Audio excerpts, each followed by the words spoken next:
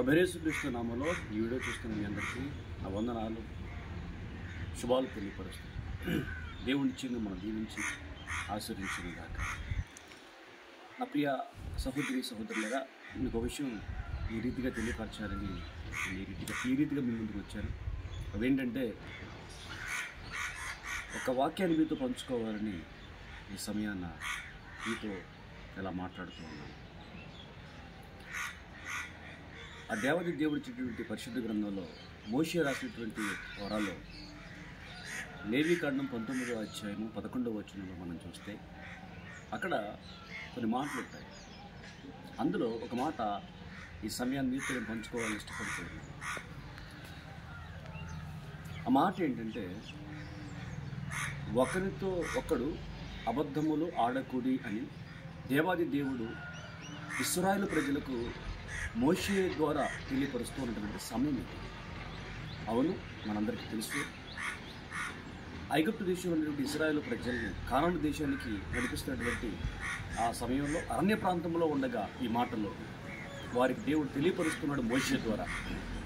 అవును, ఇవే కాదు, ఇంకా చాలా మాటలు దేవుడు ప్రజలకు మోషే ద్వారా తెలియపరిచాడు. ఎందుకు అంటే, ఆయన ప్రజల మీద ఆయనకు స్పష్టమైనటువంటి ఆలోచనలు ఉన్నాయి, ఉద్దేశం ఉంది, ప్రాణాలకు ఉంది. కాబట్టి ఆయనకు నచ్చినట్టుగా జీవించాలని, ఆయన అనుకున్నట్టుగా బ్రతకాలని, ఆయన చెప్పినట్టుగా వారు ఉండాలని దేవాది దేవుడు ఆజ్ఞలు ఇచ్చాడు, ఇంకా కట్టడలు ఇచ్చాడు.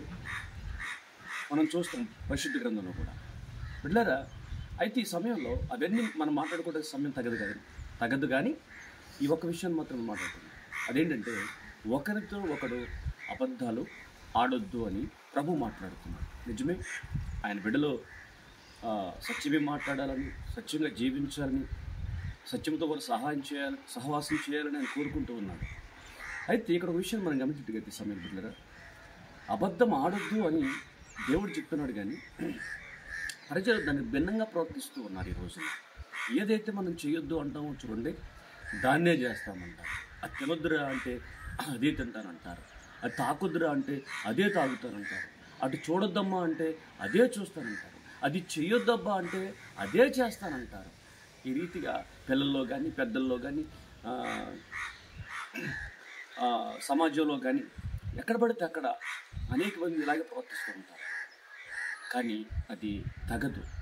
ఏది చేయాలో ఏది చేయకూడదు అన్నది ఆలోచన చేస్తే దానివల్ల మనకు ఉపయోగం ఉంటుంది, లేకపోతే నష్టం ఉంటుంది. అయితే ఇక్కడ దేవుడు చెప్తున్నాడు, మీరు ఒకరితో ఒకడు అబద్ధము ఆడకుడి. ఈ రోజున మనకు తెలుసు, మన కుటుంబంలో భార్య భర్తతోటి అబద్ధాలు ఆడుతుంది, భర్త భార్యతో అబద్ధాలు ఆడుతున్నాడు, పిల్లలు తల్లిదండ్రులతో అబద్ధాలు ఆడుతున్నారు. సమాజంలో, స్కూళ్ళల్లో, హాస్పిటళ్ళల్లో, న్యాయ వ్యవస్థలలో, కూరగాయల షాపుల దగ్గర, బంగారు షాపుల దగ్గర, ప్రయాణాల్లో, ప్రాంతాల్లో, సభల్లో, అక్కడ ఇక్కడ కాదు కానీ, ఆ ప్రాంతం ఈ ప్రాంతమో కాదు కానీ, ఆ ప్రజ ఈ ప్రజ కాదు కానీ, వాళ్ళు వీళ్ళు కాదు కానీ, ఎక్కడ పడితే అక్కడ, ఎప్పుడు పడితే అప్పుడు, ఎలా పడితే అలా, ఏ విధంగానైనా సరే ఈ రోజున అబద్ధాలు ఆడుతూ ఉన్నారు చాలామంది ప్రజలు. అబద్ధాలు ఆడకుండా వారికి జీవనం అనేది జరగటం లేదు, ఒకరోజు గడవటం లేదు. మరి కొంతమంది అయితే నిద్ర పడకల మీద నుంచే లెగుస్తూ అబద్ధాలు ఆడతారు. ఎందుకు ఆడతారు అంటే, అవును, అబద్ధం ఆడకపోతే ఆ పని అవ్వదు, అబద్ధం ఆడకపోతే ఆ విజయము రాదు, అబద్ధం ఆడకపోతే ఆ ఆస్తి సొంతం చేసుకోవటం కుదరదు, అబద్ధం ఆడకపోతే నా ఉద్యోగం పోతుంది, అబద్ధం ఆడకపోతే ఆ ప్రాపర్టీ నా ఎద్దుకు రాదు, అబద్ధం ఆడకపోతే నాకు ఆనందం లేదు, అబద్ధం ఆడకపోతే నాకు సంతోషము లేదు, అబద్ధం ఆడకపోతే నాకు విలువ లేదు అని అనేక కారణాల చేత అనేక విధాలుగా మనుషులు ఈ రోజున అబద్ధాలు ఆడుతూ ఉన్నారు. అయితే ఒక్కటి గమనించు, ఇలా అబద్ధాలు ఆడటం వల్ల మొదటిగా ఆ దేవాది దేవుని దృష్టిలో మనం హేయులుగా మిగిలిపోతూ ఉన్నాం. అలాగే ప్రజల దృష్టిలో కూడా మనం తృణీకరించబడుతూ ఉన్నాం. దేవుడే కాదు, ప్రజలు కూడా మనం పక్కన పెట్టేస్తారు అబద్ధం ఆడుతున్నామంటే. ఓహో, ఇతని క్యారెక్టర్ ఇదా, తన ప్రవర్తన ఇదా, ఓహో ఇలాంటి వాడా ఇతను, సో ఇతను దూరంగా ఉండాలి, ఇతని విషయంలో జాగ్రత్తగా ఉండాలి, ఇతని విషయంలో మనం చాలా మెలకు కలిగి ఉండాలి, లేకపోతే అబద్ధాలు ఆడేవాడితో మనకి రేపొద్దున ప్రమాదం ఉంటుంది, అపాయం ఉంటుంది, నష్టం ఉంటుంది అని దూరం పెట్టేస్తారు ప్రజలు కూడా. కాబట్టి నా సహోదరుడు, ఆ సహోదరి, ఈ మాటలు వింటున్నటువంటి ఒకసారి ఆలోచించాలి. ఆ దేవాది దేవుని దృష్టిలో మనకి ఇష్టపడలేదు, అలాగే మనుషుల విషయంలో కూడా మనకు ఘనత లేదు. కానీ లేఖనం సెలవిస్తుంది మనం అబద్ధం ఆడకూడదు. అంటే ఆ దేవాది దృష్టిలో మనం హేయులుగా ఉండిపోతాము. అంత మాత్రమేనా కాదట, మోసగాళ్ళు అంటే అబద్ధం ఆడిన వాళ్ళు నశించిపోతారంట. ఈ రీతిగా బైబిల్లో చాలా సందర్భాలు రాయబడింది. బిడ్డారా, 66 పుస్తకాలు చదవండి ఒకసారి. ఇంకా భయంకరమైన విషయం ఏంటయ్యా అంటే, అబద్ధాలు ఆడేవాళ్ళు పరలోక రాజ్య ప్రవేశం లేదు, వాళ్ళు విడిచిపెట్టబెడతారని ప్రకటన గ్రంథం కూడా తెలియపరుస్తారు. దయచేసి అటువంటి అబద్ధాలు ఈ రోజున ఒకవేళ ఆడుతూ, అబద్ధాలతో జీవిస్తూ, అబద్ధాలతో సహవాసం చేస్తూ, అబద్ధాలను బ్రతుకుతూ, అబద్ధాలు నువ్వు నడుస్తూ ఉన్నట్టుకైతే నీ గురించి ప్రభు మాట్లాడుతున్నాడు.